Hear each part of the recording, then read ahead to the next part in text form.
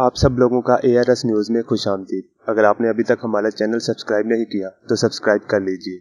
वज़ीर ख़ारजा शाह महमूद कुरैशी का कहना है कि मकबूजा कश्मीर में लॉकडाउन से इंसानी अलमिया मज़ीद गहरा होता जा रहा है।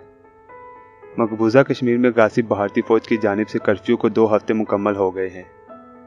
2 हफ्तों से जारी वादी के मुकम्मल लॉकडाउन के बाइस मकबूजा कश्मीर में खुराक, अद्वियात समेत दीगर अशिया की शदीद किल्लत पैदा हो गई है।